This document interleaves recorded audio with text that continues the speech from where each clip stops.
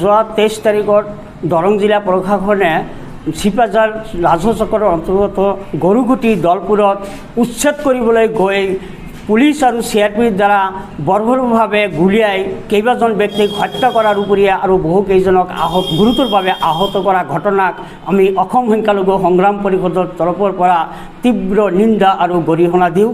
লগতে মৃত্যু ব্যক্তিসকলৰ আত্মাৰ সদ্গতি কামনা কৰাৰ লগতে শোক সন্তপ্ত পৰিয়ালবৰ্গলৈ সমবেদনা জ্ঞাপন কৰোঁ আৰু আহত ব্যক্তিসকলৰ আশু আৰোগ্য কামনা কৰোঁ।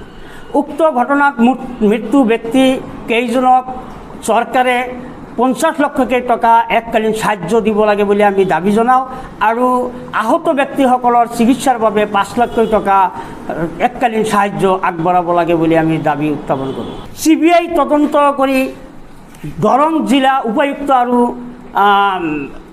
আৰক্ষী অধীক্ষকক তদন্তৰ আওতাত আনি দোষীক কৰায়ত্ব কৰি উপযুক্ত শাস্তি বিহিব লাগে বুলি আমি দাবী জনাওঁ।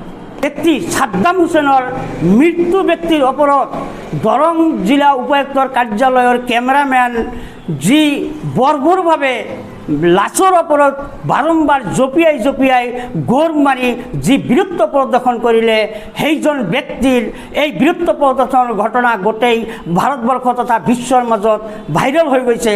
আমি সেইকাৰণে দাবী জনাওঁ যে এইজন ব্যক্তিক চৰকাৰে অনতিপলমে ফাঁচীৰ ব্যৱস্থা কৰিব লাগে। পৰিয়ালবোৰক শীঘ্ৰে পুনৰ সংস্থাপন দিয়াৰ বাবে আমি চৰকাৰৰ ওচৰত দাবী জনাওঁ।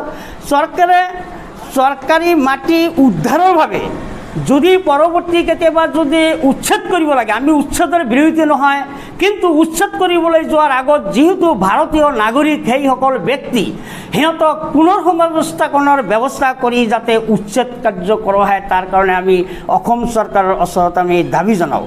উক্ত দাবীসমূহ চৰকাৰে যদি মানি নলয় তেতিয়াহ'লে আমি অনতিপলমে অসম সংখ্যালঘু সংগ্ৰাম পৰিষদে তীব্ৰ গণ আন্দোলন কৰাৰ বাবে আমি কেইবাটাও একাধিকভাৱে আমি কাৰ্যসূচী ঘোষণা কৰিবলৈ বাধ্য হ'ম।